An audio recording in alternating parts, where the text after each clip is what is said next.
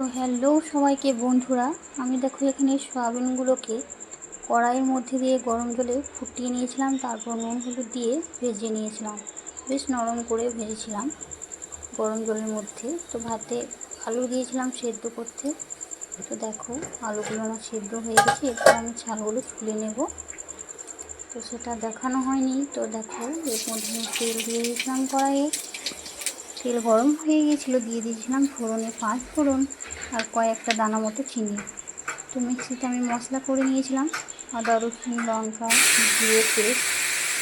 তো সেটা আমি দিয়ে দিচ্ছি।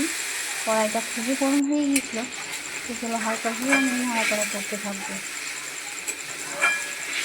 তো এরপর দিয়ে দেবো আমি পরিমাণ মতো হলুদ। তো আবারও ভালো করে নাড়াচাড়া করতে থাকবো। তো আমার ভিডিওটি ভালো লেগে থাকলে লাইক কমেন্ট শেয়ার করে দিও, চ্যানেলটিকে সাবস্ক্রাইব করো। তো পরিমাণ মতো আবার দিয়ে দিলাম নুন। তো তারপর পরিমাণ মতো নুন দিয়ে আবারও আমি নাড়াচাড়া করতে থাকবো। আজ কার কার বাড়ির সয়াবিন আলুর তরকারি হয়েছে একটু কমেন্টে বলুন। আমার বাড়িতে আজ হয়েছে, আমাদের বাড়িতে সবারই খুব প্রিয় এটা, সবাই খেতে বানিয়েছে। তো চলো আলুগুলোকে, ছুলে রাখা আলুগুলোকেও দিয়ে দিয়েছিলাম মশলাটার মধ্যে। তারপরে দিয়ে দিয়েছিলাম সয়াবিনটা।